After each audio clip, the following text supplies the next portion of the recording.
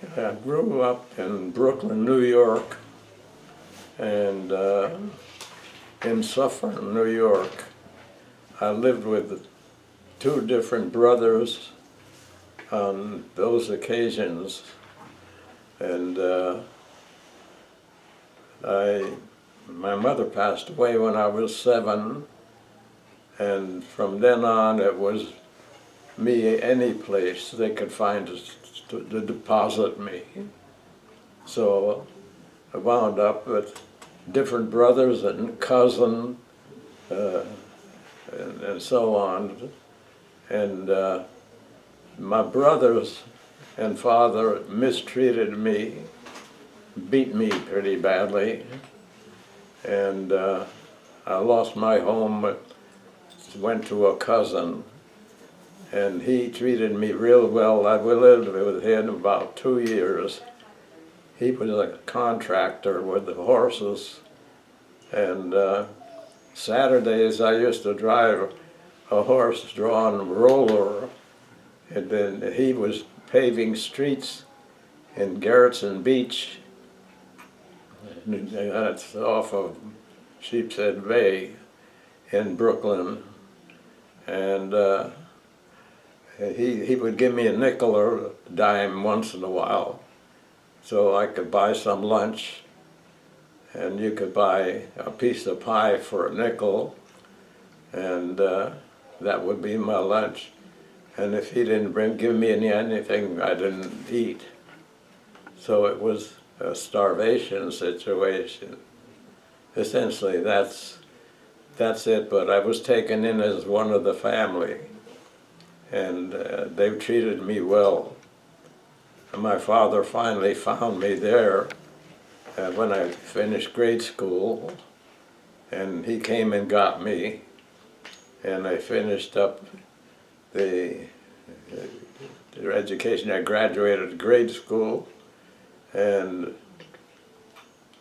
I went to work, and I kept getting fired because I was too young. So that limited me, and I decided to be 21 years old when I wasn't, and that's how I got into 3 C's. So essentially that phase of it ended there. 1934, that I was through with education, and I desperately needed a place to stay, and my father wasn't somebody to live with at all. And the last beating he gave me, he went after a butcher knife and came after me with this knife. I went out the door and I never went back home. I was 14 at the time. In the C's, I was there so long that I did quite a few things. I blasted the parking lot at the bridgehead, and the man that took me in, he showed me how to drill and blast, set the charges off, and I worked on it in the bridgehead parking lot, and after I got through with that, I went to work on the Pass Lake, or the thing that the underpass on the other side of the bridge. I worked on most of that.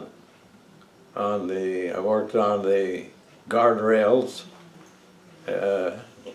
hauling them out of the woods. We hauled them by hand to the truck, and I had to dump them off at the piers at the highway. And I did plumbing work, electrical work, and figured it out for myself. I was given the job and I did it. So I was busy. Actually, I had good experience in those 3 C's. I knew when I came out here that I wasn't going back to New York. Yeah. That was a foregone conclusion. When we drove down the road to the camp, I thought, I'm not going back, and I didn't go back. So I spent 2 years working there at Deception Pass Park. And I quit and just went to work whatever I could do, spading gardens, scraping paint, just general labor work. Well, I never was a dreamer. I didn't think of things that were not permissible or within my reach. So I just lived from day to day, from time to time, and went that way. We didn't buy big cars. We didn't buy big clothing, you know.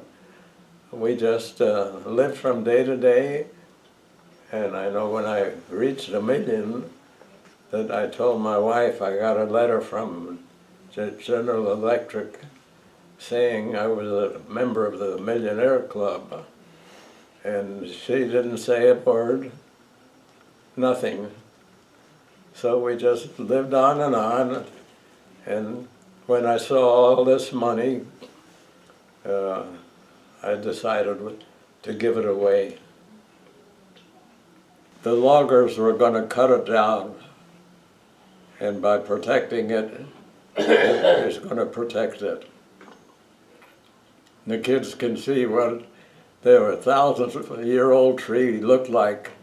There's a 1,000-year-old tree on every trail, the Heart Lake Trail, the Whistle Lake Trail, and the North Beach Trail on Whidbey Island.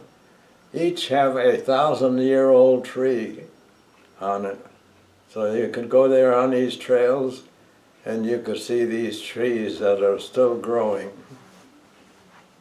So I'm preserving the forest lands. Be easy to get along with, and I think if your attitude is right, negative attitude doesn't help any. So make sure that you are happy, you get along with people, don't argue. Just don't argue, and just do the best you can with what you have. And if you don't get something you want, forget about it. That's the way it is. It isn't going to change because you're mad.